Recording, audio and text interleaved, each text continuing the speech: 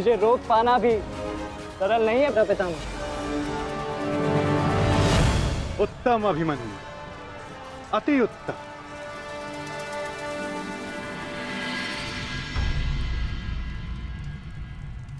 ताचरी ये क्या कर रहे हैं? उन्हें अभिमन्यु पर प्रहार करना चाहिए था। नहीं महाराज, जिस प्रकार से महामहिम भीष्म हमारी कौरव सेना के साथ युद्ध में भाग लेने के लिए वचनबद्ध हैं, उसी प्रकार से उत्तरा को दिए वचन से भी बंधे हुए हैं महाराज। किंतु क्या इस प्रकार युद्ध के मध्य में ऐसा करना उचित है? यदि ऐसा ही चलता रहा तो पांडव ये युद्ध जीत जाएंगे। सबसे महत्वपूर्ण सूचना अभी यही है कि युवराज दुर्योधन सुरक्षित हैं महाराज।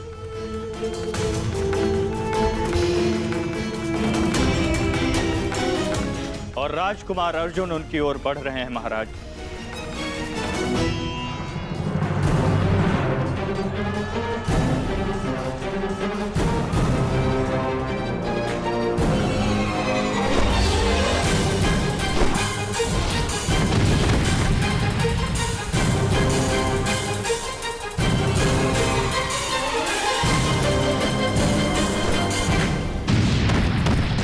राजकुमार अर्जुन और युवराज दुर्योधन के रथ के पताका के मध्य अब कोई भी नहीं है महाराज।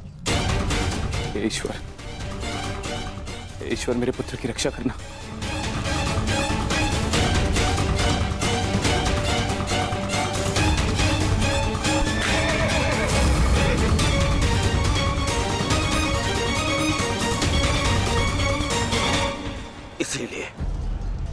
इसलिए मैं पितामह के स्थान पर कर्ण को चुन रहा था मामाश्री।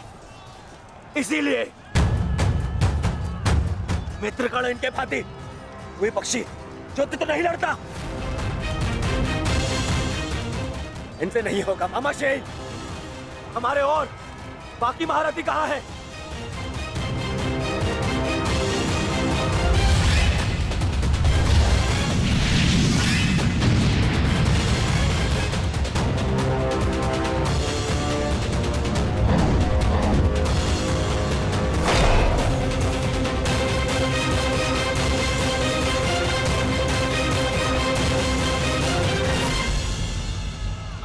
मित्रगण होता तो ऐसी परिस्थिति कभी उत्पन्न नहीं होती।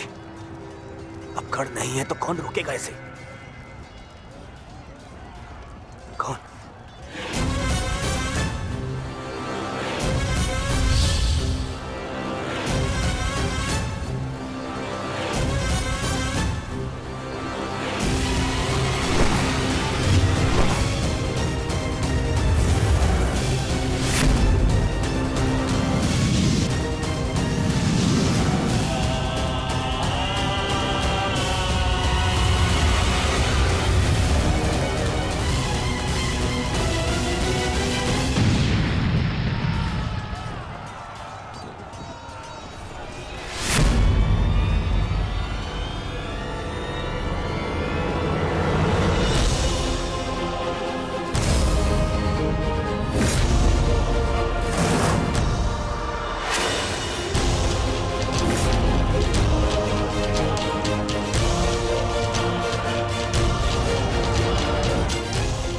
मेरे मार्ग से हट जाओ विष्णु। आप भूल रहे हैं महारथी, मैं उस वीर का अंश हूं जिसका रोम रोम आपको परास्त करने में सक्षम है।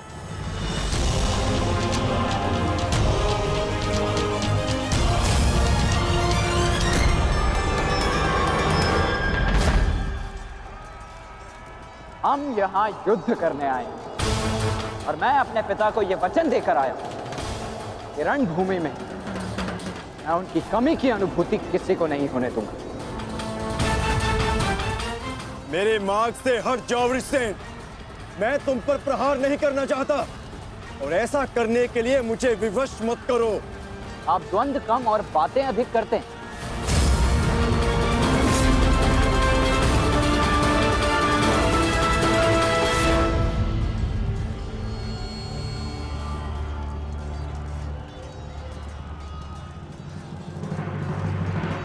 पार्थ, यदि तुम इस युद्ध को आज ही समाप्त करना चाहते हो तो एक बात का स्मरण रखना, सूर्यास्त्र होने में बस कुछ ही समय शेष रह गया है।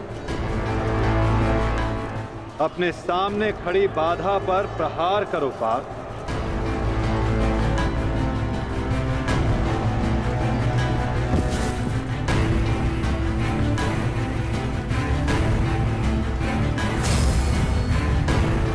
ये मेरी अंतिम चेतावनी है वृषसेन, हट जाओ मेरे मार्ग से। चेतावनी देने में समय व्यर्थ मत कीजिए, द्वंद्व कीजिए धनंजय।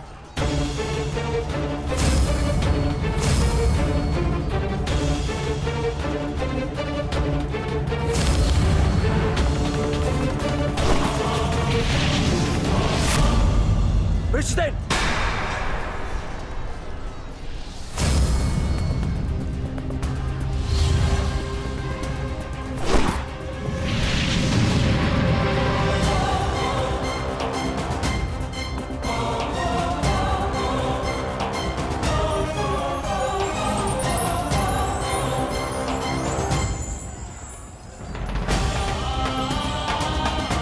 कल्याण हो पुत्र।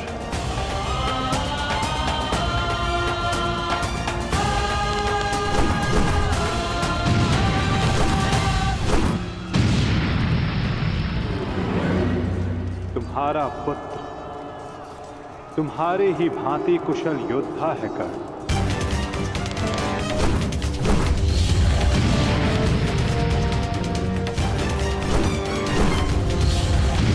मित्र कर्ण, आज तुम्हारा पुत्र वो कर रहा है जिस पर तुम्हें गर्व होगा।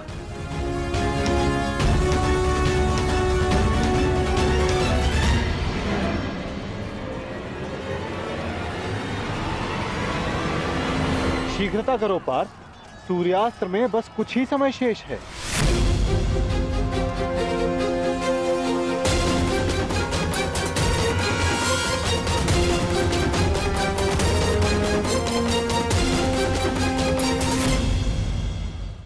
शीघ्रता करो पार्थ, सूर्यास्त्र में बस कुछ ही समय शेष है।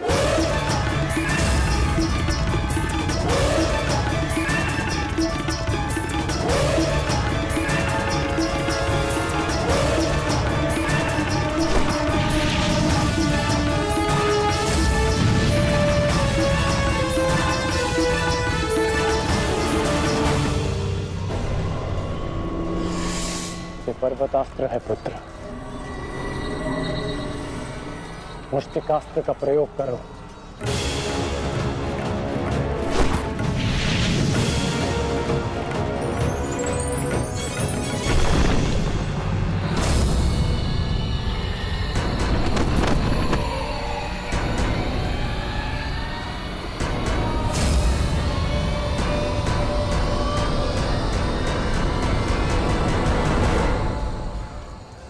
सूर्यास्त होने वाला, ध्वज को कैसे जीते? कुछ क्षण और मामा श्री। सूर्यास्त होते ही इन पांडवों का विजय का स्वप्न भी अस्त हो जाएगा। क्या होगा यदि तुम अपनी इस मूर्खता को एक छल में परिवर्तित कर दोगे तो क्या हो जाएगा? वज्रव्यूह की विशेषता क्या है दुर्योधन? प्रहार, केवल प्रहार, परंतु रक्षा में असक्षम। जरा देखो दुर्योधन, सभी योद्धा अपने राजाओं के साथ आक्रमण में व्यस्त हैं।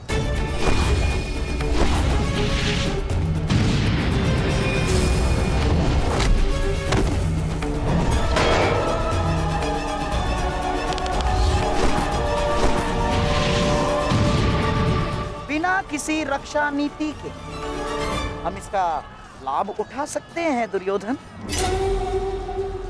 क्या होगा यदि तुम धर्मराज युधिष्ठिर को बंदी बना लो तो?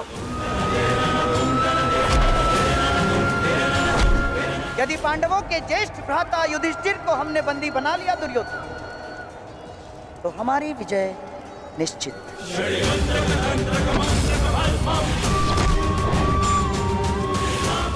साम दाम दंड भेदे अस्माकं विजयं निश्चितम्।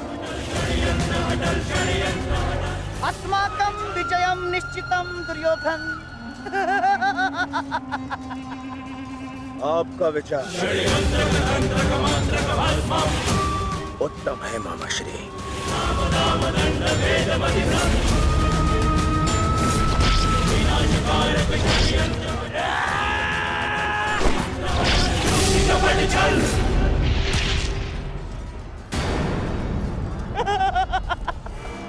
असमान अस्त्रों के साथ द्वंद्व करना नियमों के विरुद्ध है धर्मराज। स्मरण है ना आपको? मामा श्री, सामने आकर द्वंद कीजिए, कायरों की भांति नहीं। युधिष्ठिर, उसके लिए मैं हूं ना, मैं उपस्थित हूं।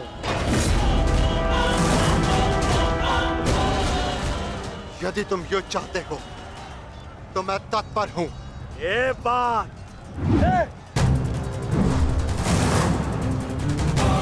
परंतु स्मरण रखना, तुम्हें परास्त करने का अर्थ यह है कि इस युद्ध पर मेरी विजय हुई। और इसकी विपरीत परिस्थिति का भी यही परिणाम होगा भ्राता दुर्योधन। अवश्य। हाँ, हाँ।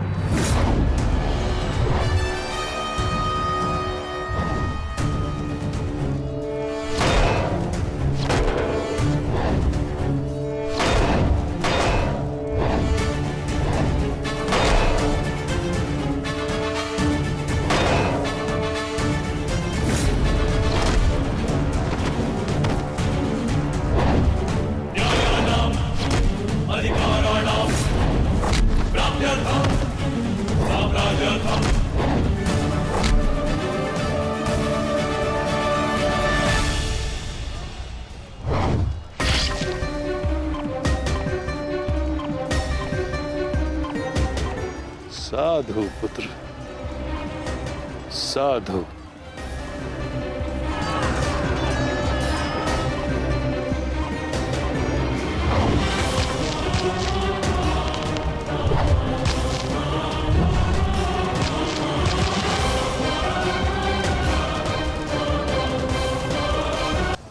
इस युद्ध के पश्चात तुम जैसा योग्य और वीर राजा हस्तिनापुर को मिलेगा।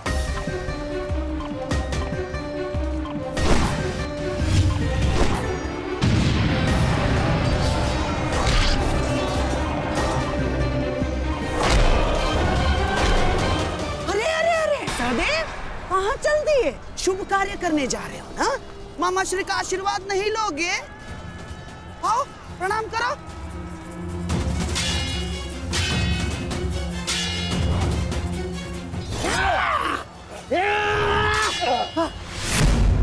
षड्यंत्र रचते समय आपकी तलवार जैसी जीप तो बहुत चलती है, मगर आज आपकी तलवार कैसे फिसल रही है मामा श्री?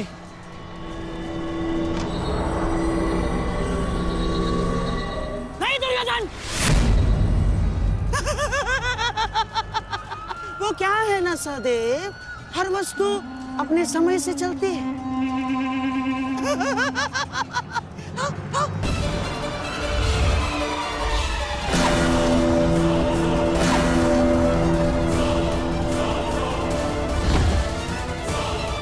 सावधान पुत्र,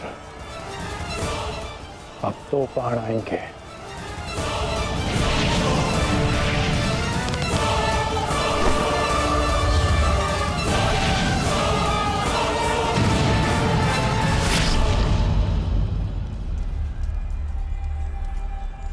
से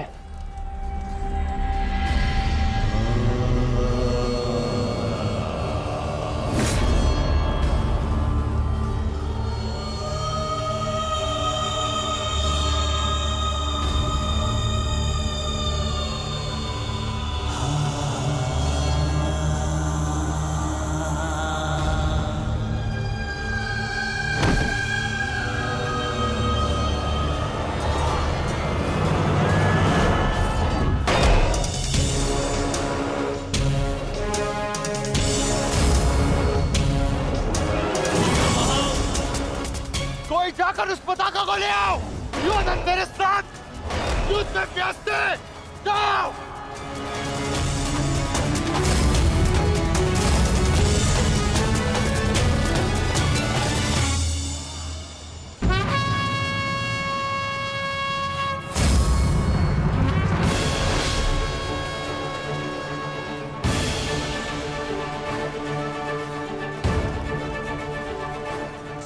केवल तेरी अंतिम चीखें सुनेंगे युधिष्ठिर, अंतिम चीखें।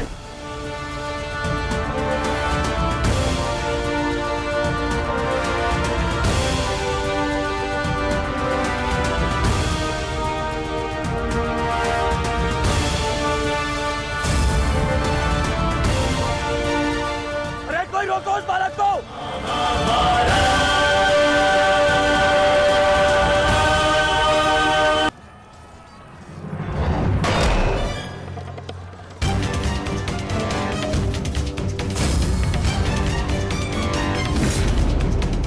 जाकर उस पताका को ले आओ। दुर्योधन मेरे साथ युद्ध में व्यस्त है। जाओ।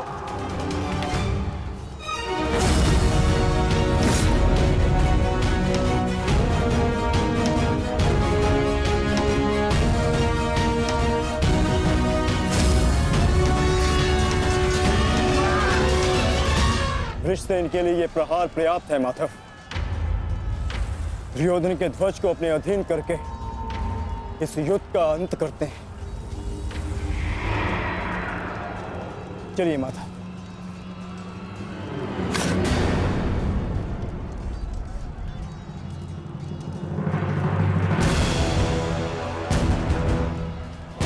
महारथी अर्जुन,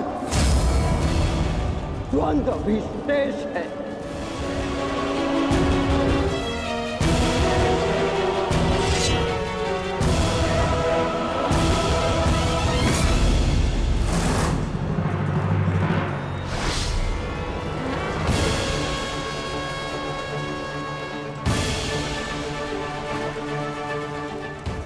केवल तेरी अंतिम चीखें सुनेंगे युधिष्ठिर, अंतिम चीखें।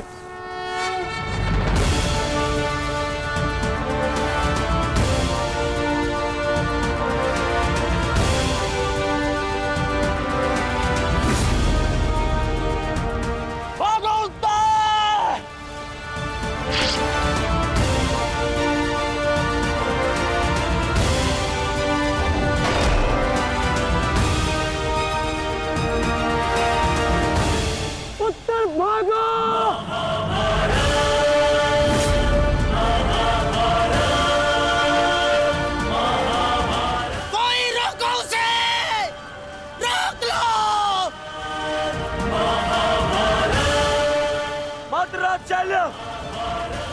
उत्तर को रोको।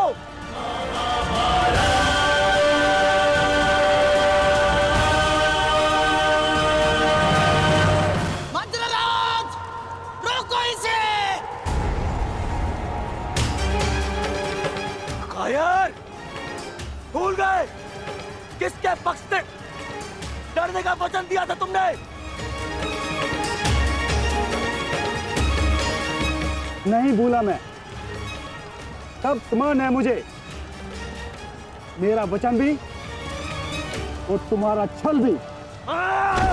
भूल गया।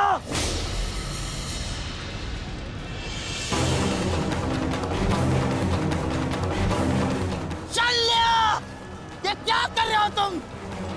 भविष्य में संसार तुम्हारे साथ साथ पूरे मद्र राज्य को विश्वासघाती समझेगा। तू है तुम पर। अरे तुम प्रहार करो उस पर। ये तो एक केवल बालक है। यदि तुमने प्रहार नहीं किया तो आज हार के कारण तुम हो गए। प्रहार करो।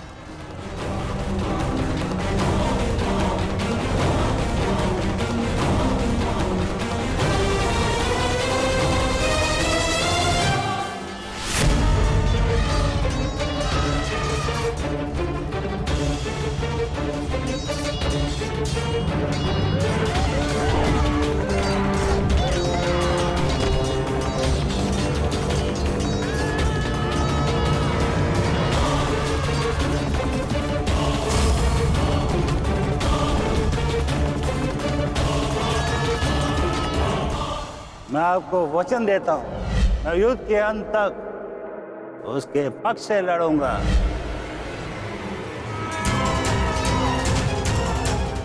यदि तुमने प्रहार नहीं किया तो आज हार के कारण तुम हो गए।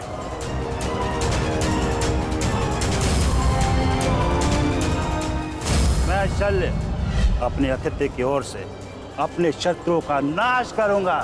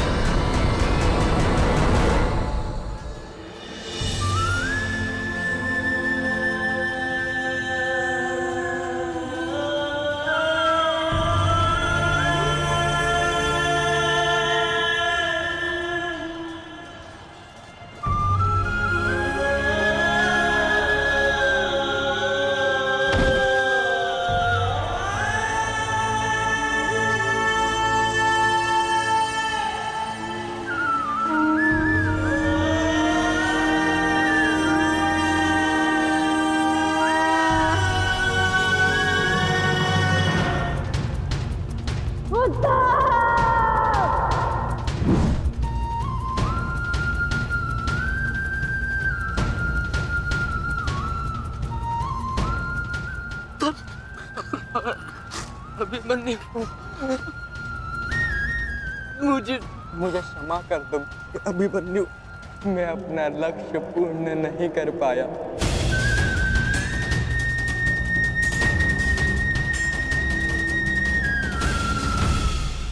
मुझे क्षमा कर दो कि मैं बाकी योद्धाओं के भांति वीर नहीं हूं।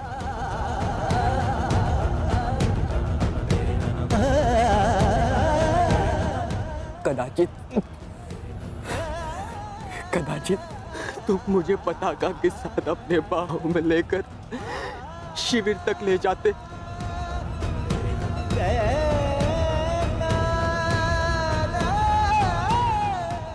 मेरा पक्ष ऊंचे स्वर में कहता, वीर उत्तर की जय, वीर उत्तर।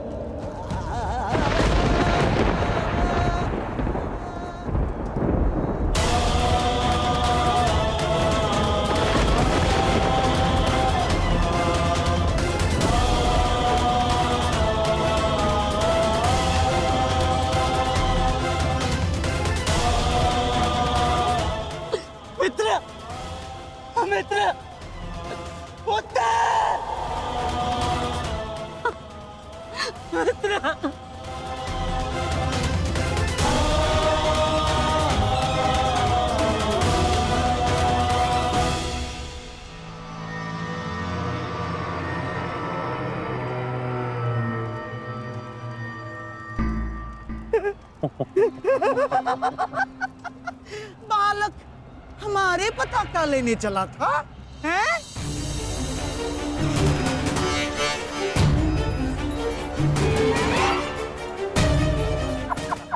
ना, पताका तो मिली नहीं चल रही है।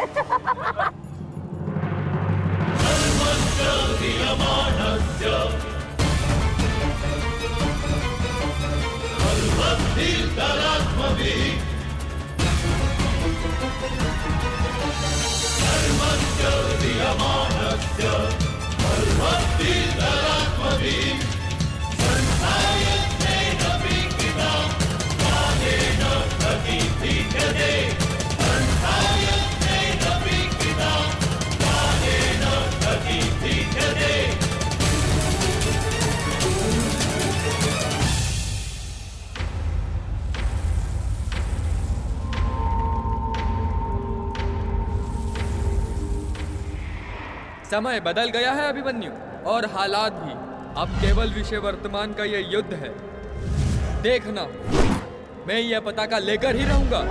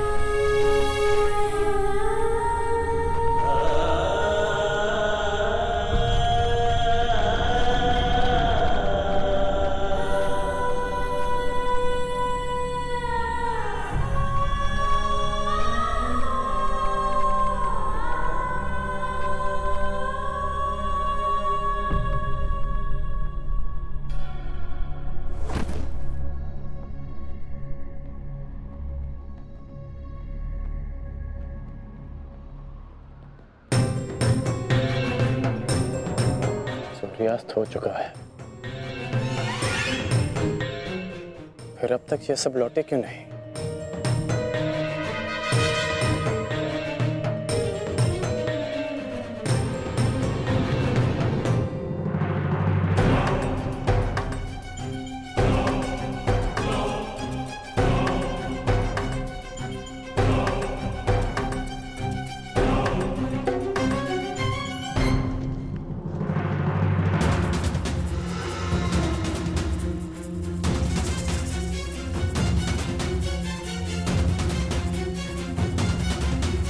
हुसैन क्यों नहीं दिख रहा? कुमार वृषेण की, कुमार वृषेण की, कुमार वृषेण की।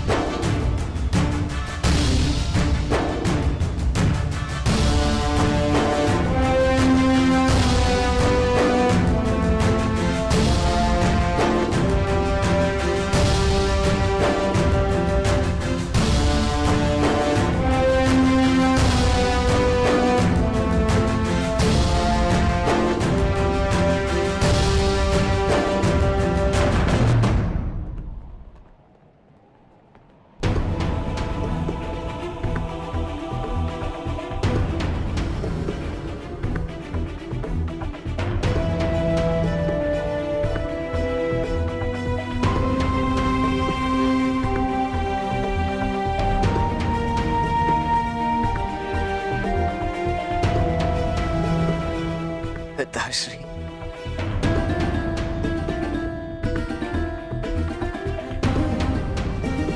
मित्रगण, आज वृषसेन ने यह सिद्ध कर दिया कि वो तुम्हारा वास्तविक उत्तराधिकारी है। आज हम सब ने तुम्हारी कमी का आभास किया है। हाँ, परंतु उस अर्जुन ने नहीं किया होगा, क्योंकि अर्जुन के समक्ष वृषसेन खड़ा था। हमें गर्व है, इस पर गर्व है। हमारा पुत्र आज केवल अंगराज पुत्र वृषसेन नहीं,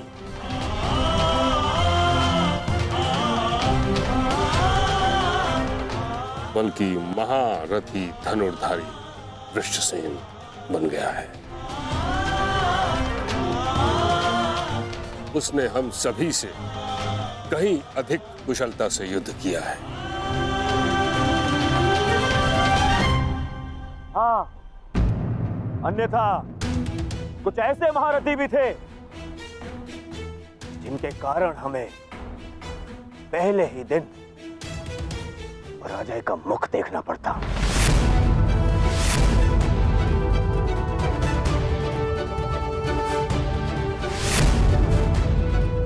तुम्हें इस पर गर्व होना चाहिए कर्ण। सर्वतोभद्र व्यूह का कुशलता से नेतृत्व करके वृषसेन मेरी आशाओं पर खरा उतरा है।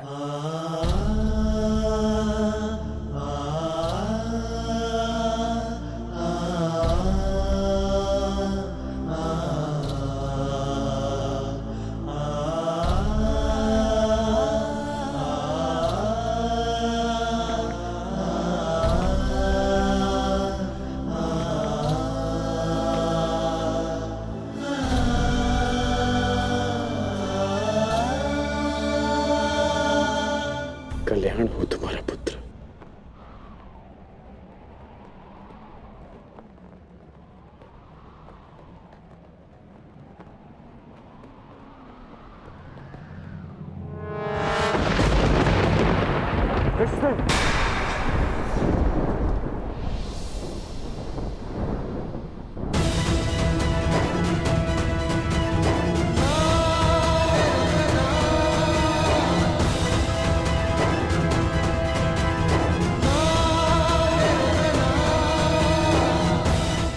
छोटा सा घाव है पिताश्री,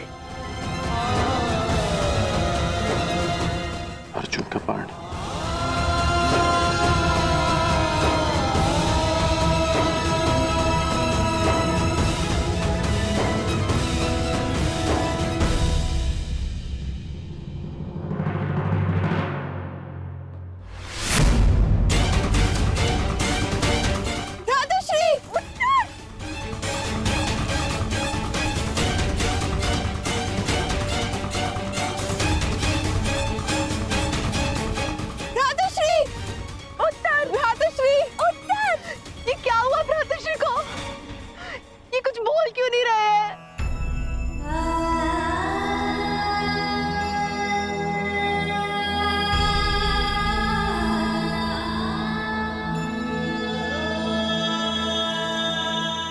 मृत्यु नहीं हुई है उत्तरा।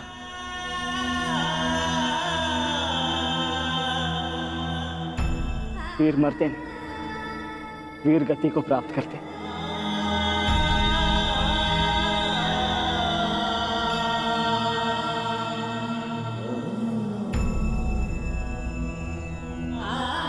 वीर उत्तर वीर गति को प्राप्त हुआ। वीर उत्तर की जय। वीर उत्तर की जय।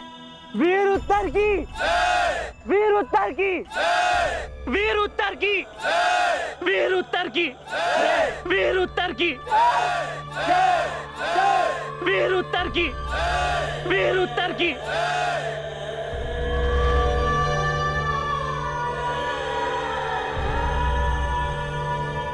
कितने मरे, कितनों को मृत्यु मिलनी शेष है।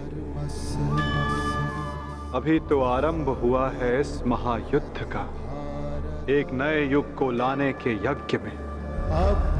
अभी बहुतों की आहुति जानी शेष है। अभी महाभारत का आरंभ हुआ है। श्री जाम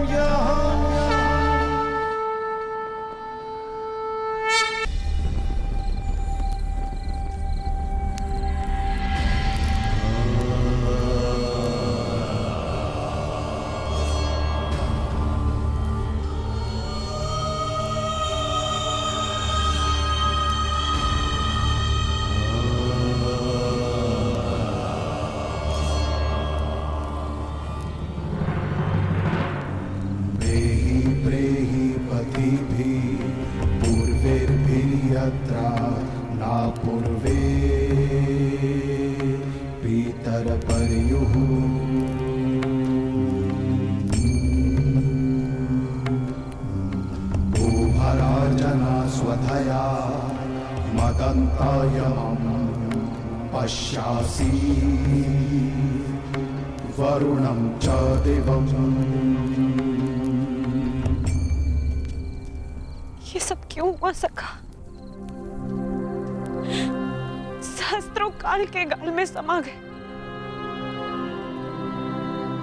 ये क्या हो रहा है केशव? तुम एक क्षत्रिय परिवार में जन्मी हो याज्ञसेनी, और युद्ध के परिणामों से भली भांति अवगत हो।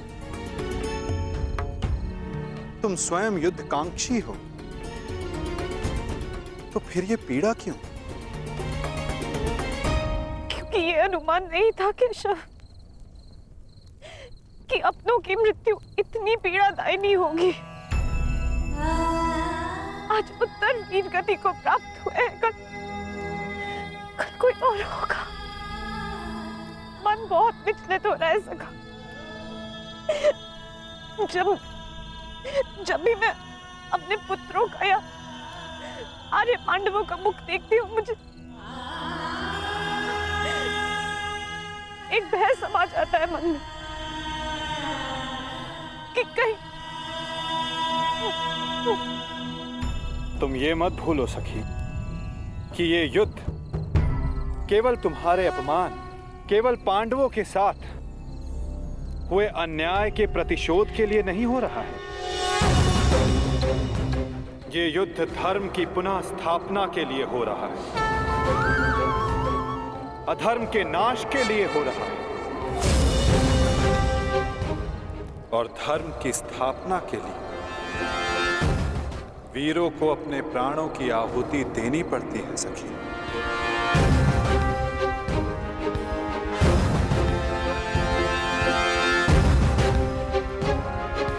स्वयं को संभालो सखी। ये तुम्हारी, हम सब के अंतर भावनाओं की कड़ी परीक्षा है।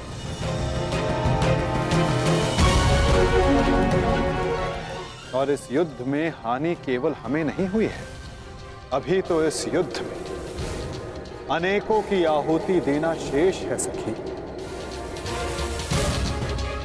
कोई और भी है जिसे अतिशीघ्र इस पीड़ा का वहन करना शेष है।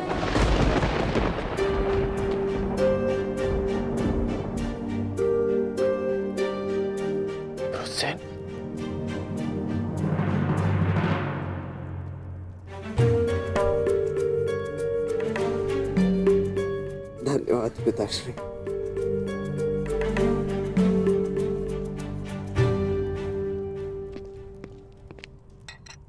कहीं मेरे इस घाव को मेरी दुर्बलता तो नहीं समझ बैठे हैं ना आप पिताश्री? मैं एक योद्धा और युद्ध में योद्धा को घाव लगना गर्व की बात है। इस महायुद्ध में ये घाव मेरे लिए एक उपहार की भांति है।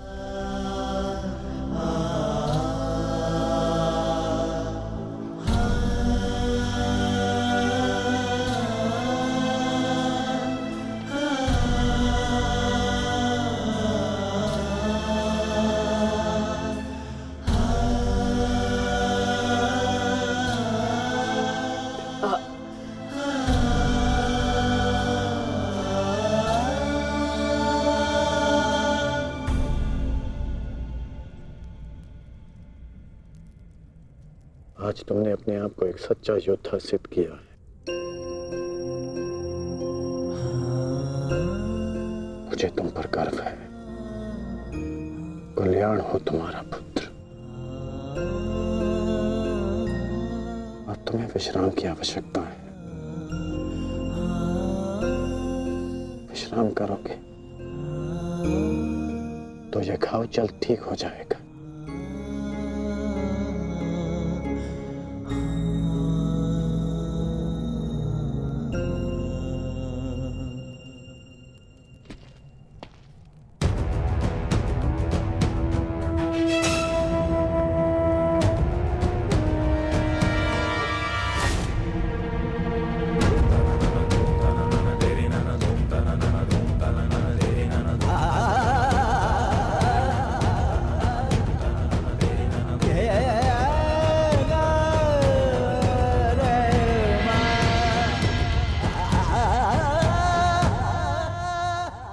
युद्ध भूमि में अपनी मृत्यु से अधिक अपनों की मृत्यु का भय कितना सताता है ना मित्र।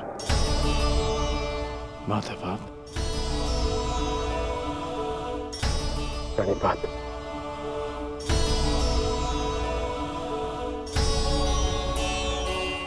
परंतु आप यहां कैसे?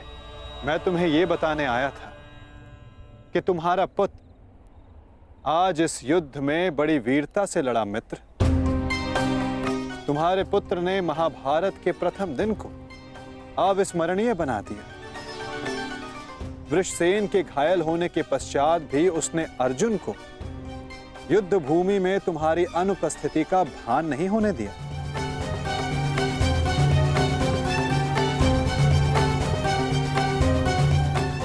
परंतु गर्व के स्थान पर तुम्हारे मुख पर यह पीड़ा क्यों मित्र?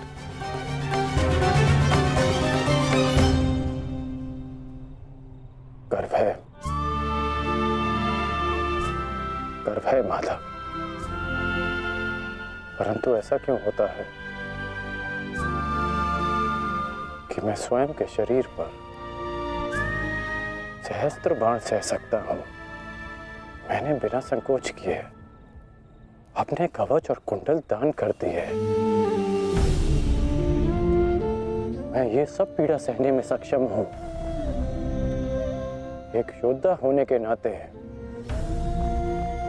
मैं युद्ध के सभी नियमों से अवगत हूं। परंतु वृषसेन को लगे बाण, उसकी मृत्यु का भय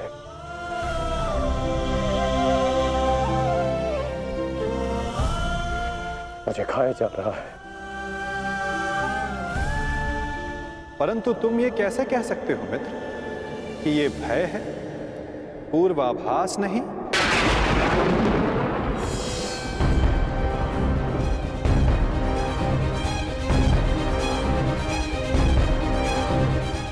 पूर्वाभास?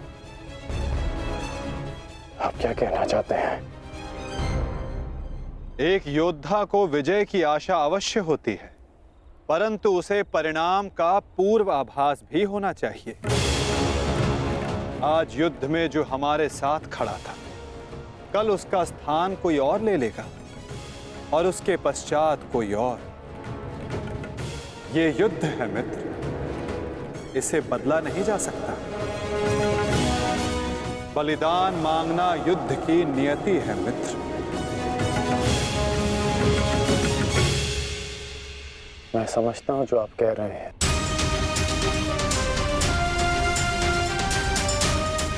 परंतु मन में अपनों की रक्षा की चिंता है।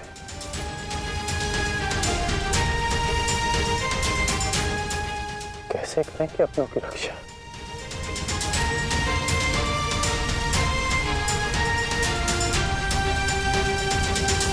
यदि कारण महान हो तो उसका बलिदान भी महान देना होता है मित्र। इस युद्ध में हो रहे बलिदान को स्वीकार करो। एक योद्धा को युद्ध में जाने से पूर्व सभी प्रकार के मोह को त्यागना पड़ता है। मोह बंधन में बंधकर वो युद्ध नहीं कर सकता और ना ही अपनों की रक्षा कर सकता है। इस महायुद्ध में अपनों की रक्षा के लिए जो हो सकेगा वो मैं करूंगा। चाहे वो युद्ध के नियति के विरुद्ध हो, तब भी अंगराज।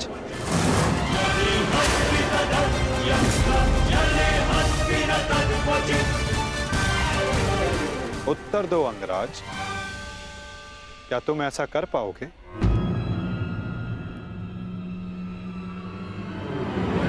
यदि तुम चाहो तो अब भी इस युद्ध की नियति को बदल सकते हो कर्ण। सहस्त्रों के प्राण बचा सकते हो, अपनों को खोने के भय से बच सकते हो। तुम्हारे पास अब भी समय है। हमारे पक्ष में आकर इस युद्ध को एक दिन में समाप्त कर दो मित्र। इस महाविनाश का मूल्य कम कर दो। बोलो मित्र, अपने निष्ठा की नियति को बदलकर तुम इस युद्ध की नियति को बदलना चाहोगे?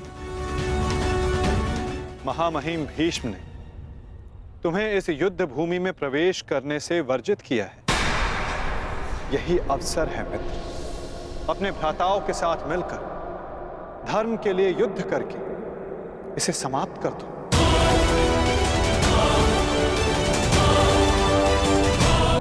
अपने भ्राताओं के साथ मिलकर धर्म के लिए युद्ध करके इसे समाप्त कर दो। आप मेरा उत्तर जानते हैं, फिर क्यों बार बार ये प्रश्न करते हैं मुझसे? मैं तुमसे प्रश्न नहीं पूछ रहा हूं, तुम्हें तुम्हारे संदेहों का हल दे रहा हूं। या तो परिवर्तन के लिए स्वयं को परिवर्तित करो, या फिर प्रलाप बंद करो मित्र। और जो हो रहा है उसे स्वीकारो। तुम्हारे अंदर अपने मित्र के विरुद्ध जाने का सामर्थ्य नहीं है मित्र। जो पीड़ा आज तुम अनुभव कर रहे हो सकता है कि कल तुम्हें उससे अधिक पीड़ा अनुभव करनी पड़े मित्र। इसलिए कहता हूं अंगराज, या तो विरोध करने की शक्ति रखो, या फिर पीड़ा सहने का सामर्थ्य।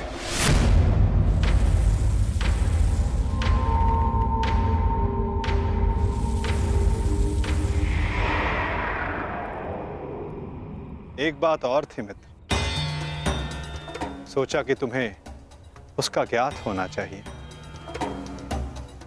आज मैंने अर्जुन को महाज्ञान दिया, उसे अपने विश्व रूप के दर्शन करवाए। ये जानकर तुम्हें बुरा तो नहीं लगा ना? कहीं तुम फिर से ये तो नहीं सोच रहे कि मैं पक्षपाती हूं? आप पक्षपाती तब होते जब आप अर्जुन को अपना विराट रूप नहीं दिखाते। आपने मुझे अपने विराट रूप का साक्षी बनने की अनुमति दी। मुझे पूर्ण विश्वास था केशव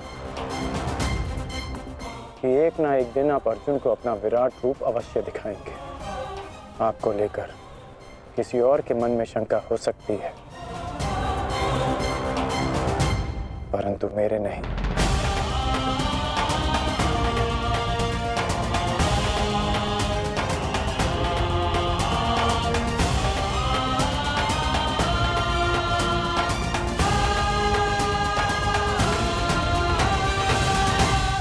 एक दिन आपने मुझे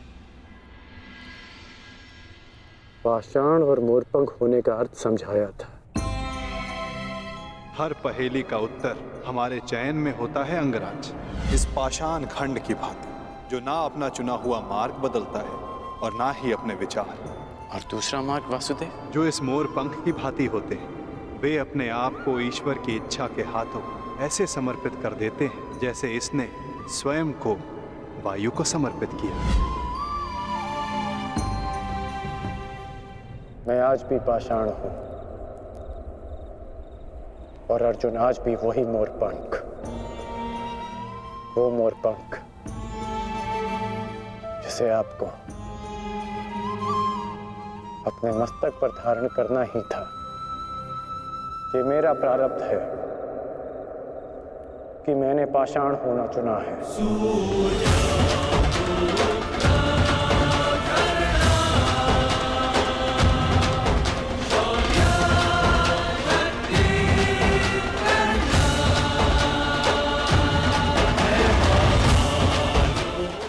केशव। कल्याण वस्तु मित्र।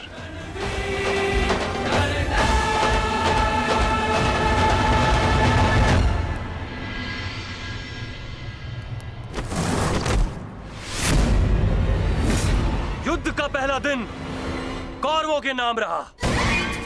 ये पांडव सेना के युद्ध बंदी ज्येष्ठ, हम इन्हें अपना दास बना लेते हैं। और मुझे पूर्ण विश्वास है कि अंतिम विजय भी हमारी ही होगी।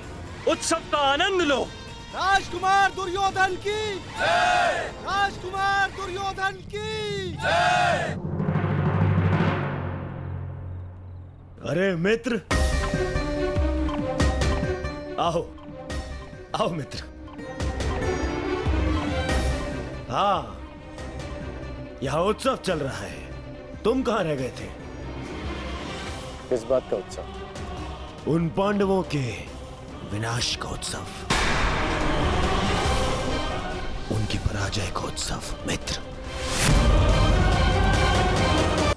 जिसका श्रेय जाता है तुम्हारे पुत्र को, वीर महारथी वृषसेन को, जिसे तुमने इतना सामर्थ्यवान बनाया।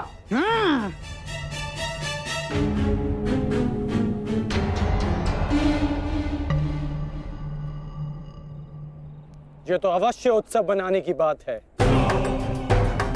आज तो मैं भी मदिरा पान करूंगा। मामा श्री, तुम भी मदिरा पान करोगे? लो, ये लो।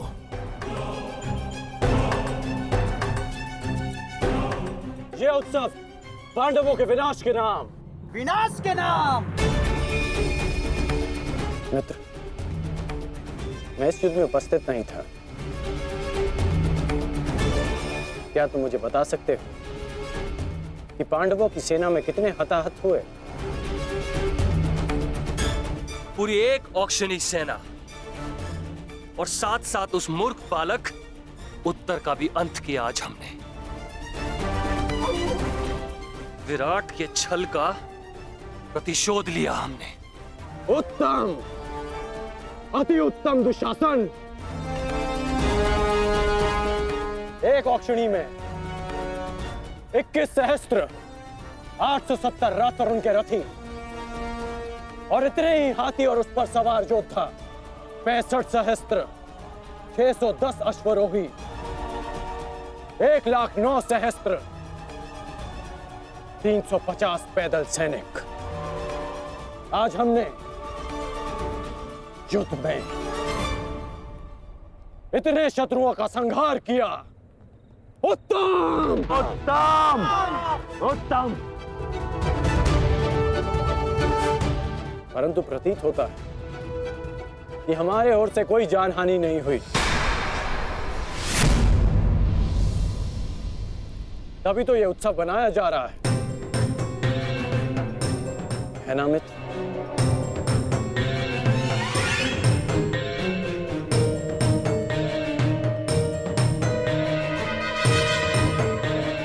नहीं मित्र, हमारी ओर भी लगभग आधी अक्षुणी सेना की हानि हुई है। अर्थात सहस्त्र सैनिक, महारथी, अश्वरोही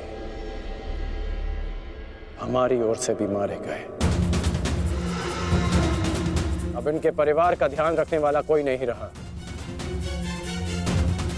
इनके वृद्ध माता पिता, विधवा स्त्रियों, अनाथ बच्चों की रक्षा करने वाला कोई नहीं बचा। ये तो अवश्य उत्तम बनाने की बात है। उत्तम।